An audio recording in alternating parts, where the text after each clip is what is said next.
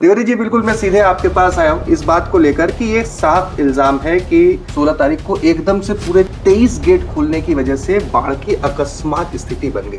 क्या कहेंगे इसमें? तो फिर ये अगर इस तरह के हालात बने तो वहाँ से अगर पानी छूटता होगा तो आपके पास तो एक डाटा होगा कि अगर यहाँ से छूटा है, बरगी से छूटा है, बरगी तवा डैम से छूटा है या फिर इंदिरा सागर से छूटा है, तो कब तक पहुँचेगा 16 तारीख की? 15 तारीख तक स्थिति क्या थी? नमस्कार, मैं हूँ भुवनेश सेंगर, स्वागत है दी लपेटा में। दरअसल एक बात जो जनचर्चा का विषय बनी और उसके बाद कि क्या जिस तरीके से नर्मदा में बाढ़ की स्थिति पैदा हुई, ओंकारेश्वर के लोगों का कहना कि ये स्थिति इसलिए निर्मित हुई क्योंकि पानी जरूरत से ज्यादा ओंकारेश्वर परियोजना में रोका गया। वजह यह थी कि आदि गुरु शंकराचार्य की प्रतिमा स्थल पर जो आयोजन हो रहा है या मुख्यमंत्री का आवागमन हो, वहां पर एक जो रपट है उसको पानी अगर छोड़ते हैं तो डूब जाती है, उस पर आवागमन निर्बाध रहे, इसलिए पानी नहीं छोड़ा गया और एकदम से पानी छोड़ने की नौबत आई। इस सवाल के साथ हम स्वयं NHDC ओंकारेश्वर परियोजना के महाप्रबंधक द्विवेदी जी से पास आए हैं इसी सवाल को लेकर। द्विवेदी जी, बिल्कुल मैं सीधे आपके पास आया हूँ इस बात को लेकर कि ये साफ इल्जाम है कि पानी को ज़रूरत से ज़्यादा रोका गया और फिर नौबत ये आई कि जब बारिश ये बात मैं कर रहा हूँ 15 तारीख 16 तारीख को आपको 15 तारीख को ज़्यादा रोकना पड़ा, 16 तारीख को रोकना पड़ा, उसके चलते स्थिति बनती है 16 तारीख को एकदम से पूरे 23 गेट खोलने की वजह से बाढ़ की अकस्मात स्थिति बन गई। क्या कहेंगे इस पर? मैं यहाँ ये पहले क्लियर करना चाहूँगा कि ये जो बात चल रही है ये सच्चाई से बहुत परे है। वजह यह है जो ओंकारेश्वर पावर स्टेशन है ये run of river power station है जहाँ पे स्टोरेज की कैपेसिटी बहुत ज़्यादा नहीं है। यदि मेरी कोई पानी अगर पीछे से आता है अकस्मात की स्थिति जैसे कि 15-16 तारीख को बनी कि इतना ज़्यादा पानी हुआ कि एक दिन में 12-12 इंच बारिश हुई जी, और एक तो लोकल पानी आ रहा था और जो नर्मदा बेसिन में जो तवा ने भी करीब 11,500 क्यूमेक्स का पानी छोड़ा था, बरगी ने 3,500 क्यूमेक्स का पानी छोड़ा था।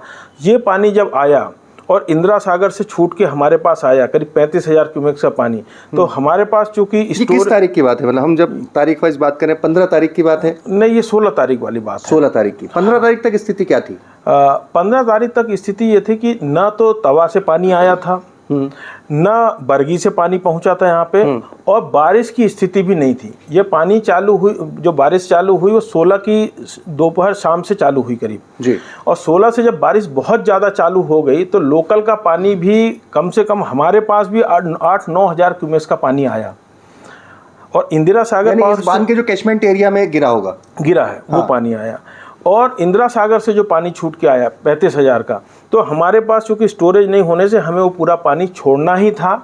और रन ऑफ द रिवर होने की वजह से सबसे खास बात क्या होती इसमें, यदि आगे इंदिरा सागर की यदि 8 टरबाइन चली तो मुझे भी 8 टरबाइन चलानी ही है, उतना पानी छोड़ना है। अगर गेट खोल के वहाँ से अगर पानी छोड़ा जाएगा तो मुझे भी छोड़ना ही पड़ेगा, मैं पानी स्टोर नहीं कर सकता। तो ये मैं ये कहना चाहूँगा कि ये बात कहना कि प्रशासन ने बोल के पानी रुकवा दिया था संभव नहीं है, क्योंकि मैं कोई बोलेगा तो भी पानी में स्टोर करके रख नहीं सकता, मेरे पास स्टोर करने की कैपेसिटी ही नहीं है। तो फिर ये अगर इस तरह के हालात बने तो वहाँ से अगर पानी छूटता होगा तो आपके पास तो एक डाटा होगा कि अगर यहाँ से छूटा है, बरगी से छूटा है, बरगी तवा डैम से छूटा है या फिर इंदिरा सागर से छूटा है, तो कब तक पहुँचेगा? देखिए, मेरे लिए तो सबसे बड़ी बात है कि इंदिरा सागर पावर स्टेशन से छूटने पे पानी मेरे पास आएगा और इंदिरा सागर से जब छूटता है तो 1 घंटे के अंदर अंदर मेरे पास असर आ जाता है। अच्छा, तो इंदिरा सागर से छूटा तो मुझे 1 घंटे के अंदर अंदर, अगर उनने गेट खोले हैं तो मुझे 1 घंटे के अंदर अंदर निर्णय लेना है कि मैं भी गेट खोल के बाहर निकालूं, वरना वो पानी मेरे पास जो मेरी FRL है उससे ऊपर चला जाएगा और पीछे के पूरे गाँव डूब जाएंगे। तो उन पीछे के गाँव को डूबने से बचाने के लिए, और दूसरा सबसे बड़ी बात यह है कि हमारे पीछे अभी 3 फ्लोटिंग सोलर पावर प्लांट बन रहे हैं, 3 SPD हैं, उनको भी अगर हम ज़रूरत से ज़्यादा एक FRL से ऊपर भरेंगे तो उनका भी काफ़ी नुकसान होगा और हुआ भी है इस केस में। तो उससे बचने के लिए इंदिरा सागर यदि छोड़ता है तो विदिन 1 आवर हमको भी पानी छोड़ के निकालना ही है। और ये ज़रूर आपकी नॉलेज में मैं डाल दूँ, इस बार जो बारिश आया वो दुर्भाग्यजनक है, लेकिन रिकॉर्ड पानी आया हुआ है। इतना पानी NHDC के इतिहास में कभी भी नर्मदा में हम लोग को देखते हुए नहीं आया है। 44,000 क्यूमेक्स का पानी हमको छोड़ना पड़ा है और जो नॉर्मल केस में जो हम गेट से पानी, जो मशीनों से पानी छोड़ते हैं, एक मशीन से केवल 230 क्यूमेक्स छोड़ते हैं। अच्छा। और यहाँ हम बात कर रहे हैं 44,000 क्यूमेक्स की। तो मैं मशीन के चलाने से या बंद करने से, 2 मशीन कम करो, टरबाइन आप चलाते हैं? हाँ, टरबाइन चलाता हूँ, उससे कोई फ़र्क पड़ता ही नहीं, क्योंकि 8 मशीनें तो हमारी लगातार चलती ही हैं, साल भर चलती हैं। तो उस 8 मशीन को चला के या उससे कम मशीन चलाऊँगा, इससे कहीं जनधन को कोई नुकसान नहीं होता, फ्लड की कोई कंडीशन बनती नहीं है। उस दिन जो हुआ 16 तारीख को, इतना ज़्यादा पानी आया, रिकॉर्ड पानी आया, पीछे से भी आया नर्मदा बेसिन से, और बारिश का भी पानी आया कि कोई के कंट्रोल में नहीं था, न प्रशासन के, न हम लोग जैसे जो हम लोग पावर हाउस और डैम ऑपरेट कर रहे हैं, हमारे भी कंट्रोल नहीं था। पानी इतना था कि हमको छोड़ना ही था और कोई उसका तरीका नहीं था। अच्छा, होता है मतलब जैसे मान लो मुख्यमंत्री आने वाले हों या फिर निर्माण कार्य चल रहा हो, तो एक प्रशासन की तरफ से रिक्वेस्ट आती है कि आप थोड़ा सा कम चलाइए या फिर पानी को थोड़ा डाउन कर दीजिए ताकि गाड़ी निकल जाए, क्योंकि प्रैक्टिकली वहाँ भी स्थिति यही कि एक रपट के ऊपर से सारी जो आयोजन होना है उसकी गाड़ियाँ वहीं से निकलनी है, अतिथि वहीं से निकलने हैं, पंडित जी जो आ रहे हैं वो वहाँ से निकलने हैं, और भी शंकर न्यास के जो भी व्यक्ति वहाँ पर आ रहे हैं उनको वहाँ से निकलना है। तो इस तरह की प्रशासन आपसे गुहार करता है, देखिए कलेक्टर, एसडीएम जो भी? नहीं, देखिए प्रशासन हम लोग के साथ में, हम लोग बहुत सामंजस्य से काम करते हैं। तो ये प्रशासन हमको ये जरूर बोलता है रपटा का पानी, रपटा से नीचे पानी रखना है यदि ट्रक गुजरना, लेकिन वो तब कंडीशन है जब मेरी 8 मशीन बस चल रही, कोई फ्लड की कंडीशन नहीं हो, गेट नहीं खुले हो। गेट जब नहीं खुले रहते हैं उस कंडीशन में हम मशीनों को, 8 मशीन को 5 मशीन कर लें तो रपटे से पानी नीचे हो जाता है। लेकिन उस कंडीशन में जनता को कोई दिक्कत नहीं होती, क्योंकि 8 मशीनों का पानी घाट को नहीं डुबाता बहुत ज़्यादा। उससे कम भी कर लूँ तो भी दिक्कत नहीं है, ज़्यादा भी कर लूँ, 8 मशीन तक पूरी चलाऊँ तो कोई दिक्कत नहीं। लेकिन फ्लड की कंडीशन में कभी भी प्रशासन ये नहीं बोलता है कि आप पानी को स्टोर करिए, क्योंकि उनको भी पता है पानी के स्टोर करने का मतलब है कि अप स्ट्रीम के गाँव भी डूबेंगे। तो उस कंडीशन में तो जो पानी की आवक है उसके हिसाब से ही निर्णय लेना पड़ता है।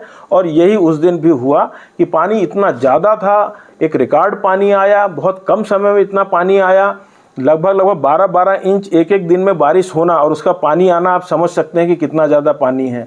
और तवा से भी पानी आना, नर्मदा बेसिन से पानी आना, तो वो प्रशासन अगर बोलता भी पानी आप स्टोर कर लीजिए, तो पानी स्टोर करने की क्षमता इतना ज़्यादा किसी के पास नहीं है, क्योंकि हम अभी तक जो पानी है लगभग 5 बिलियन क्यूबिक मीटर पानी छोड़ चुके हैं गेट से। ये मेरी जो रिजर्वायर की कैपेसिटी है उससे कई गुना ज़्यादा। ये अगर मैं ये बात करूं तो मैं आपको बता दूं कि ये लगभग कितना है, ये लगभग है 230, 21 गुना पानी मेरा रिजर्वायर की जो टोटल कैपेसिटी उसके 21 गुना पानी हम छोड़ चुके हैं। तो कोई ऐसी कंडीशन हमें क्या बोल सकता है कि पानी आप स्टोर कर लीजिए या रोक लीजिए, जब 21 गुना पानी छोड़ना पड़ा मुझे। अभी क्या स्थिति है?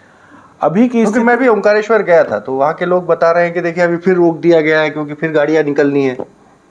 देखिए अभी की इतना पानी काफ़ी, जब 23 गेट खोलने पड़े, और अभी मैं निकल के देख रहा था, फोटोग्राफी तो प्रोहिबिटेड करना भी नहीं चाहिए, लेकिन जो मैंने देखा कि अभी सभी लगभग सारे गेट बंद हैं।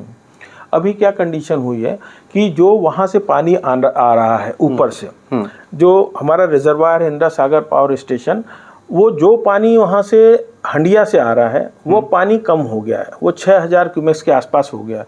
वो उस पानी को एब्जॉर्ब कर सकते हैं, उतना ही पानी आ रहा है।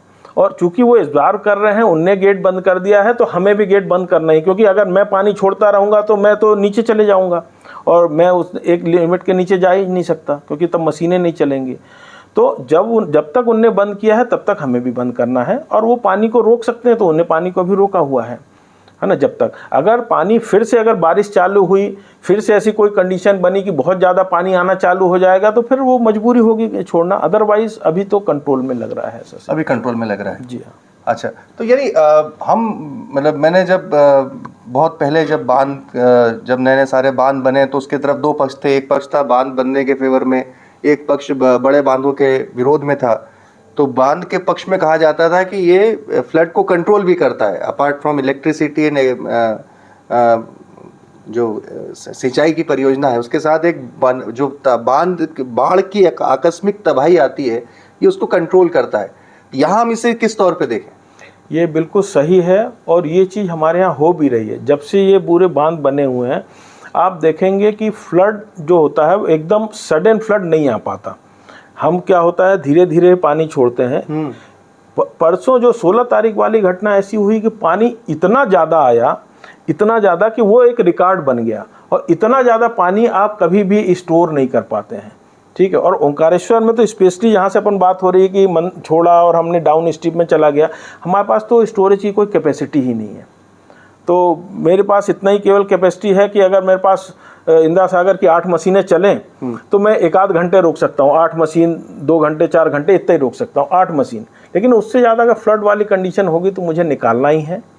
हाँ, ये ज़रूर है कि इंदिरा सागर के पास कुछ कैपेसिटी है तो वो भी फ्लड रेगुलेट करते हैं, और इसी वजह से अगर ये नहीं होता तो बहुत ज़्यादा तबाही होती है। अभी आप देखें किसी जान का नुकसान नहीं हुआ है जी। इतने तरीके से हुआ कि मेरे पास फ्लड आ रहा था, हमने प्रशासन को बताया, प्रशासन ने प्रिकॉशन करके मुनादी पिटवाई, सारी जगह लोगों को किनारे से हटवाया, तो आप देखेंगे कोई भी जान की क्षति नहीं हुई। लेकिन अगर यही कंडीशन, अगर ये डैम नहीं होते तो आज न जाने कैसी कंडीशन होती है, न जाने कितनी जानों का हमको नुकसान भी हो सकता था। ये फ़ायदा है इसका डैम। बहुत बहुत धन्यवाद द्विवेदी जी ने, जो कि स्पष्ट करा कि इस पूरे मसले के ऊपर जो उनका तकनीकी पहलू है उससे उन्होंने वाकिफ कराया।